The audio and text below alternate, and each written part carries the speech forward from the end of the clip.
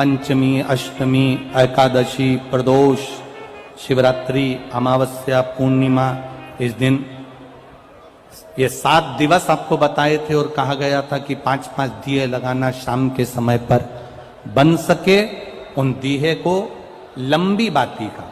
कौन सी बाती का? जम के बोलो जरा। लंबी बाती का। आपको पहले भी कथा में कहा, लंबी बाती का जो दिया होता है, लंबी बाती का जो दीप होता है, वो दीप हमारे जीवन में वंश की भी वृद्धि करता है। इसलिए हमारे यहाँ पितरों का दिया, देवी जी का दिया, नवरात्रे का दीप, ये सब लंबी बाती के लगते हैं। तो लंबी बाती का जो दीप होता है वो हमारे यहाँ वंश की भी वृद्धि करता है, लक्ष्मी की भी वृद्धि करता है, सुख समृद्धि।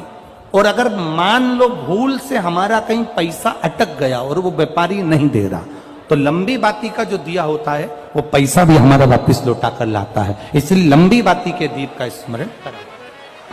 सावन के महीने में जो अधिक मास पड़ता है उसमें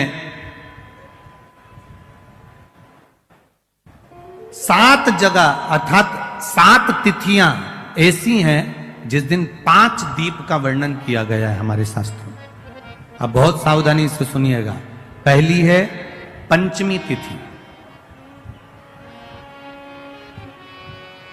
अधिक मास सावन का जब मेल हो, अधिक मास सावन के महीने में अगर पड़े और पंचमी तिथि आप अगर शुरू की, मतलब आज भी पंचमी है, मान लो आज की पंचमी अगर आप नहीं कर पाए तो अगली जो पंचमी आ जाए अधिक मास के महीने में, आप वो भी कर सकते। पंचमी, अष्टमी, एकादशी, प्रदोष, शिवरात्रि, अमावस्या, पूर्णिमा, ये 7 तिथियां हमारे यहां सावन के अधिक मास का जो संजोग होता है, इसमें ये 7 तिथियां, फिर से बोलो, पंचमी, अष्टमी, एकादशी, प्रदोष, शिवरात्रि, अमावस्या, पूर्णिमा, ये वो तिथियां हैं 7 जिन तिथियों में अगर हम 5 दीप घृत के, घी के 5 दिए अगर अपने दरवाजे के बाहर केवल भगवान की भक्ति के लिए, शिव तत्व की प्राप्ति के लिए, वैसे तो दीप लगाना चाहिए, तुलसी के क्यारे के पास लगा दो, मंदिर में लगा दो, या शिवालय पर लगा दो, या देवालय पर लगा दो।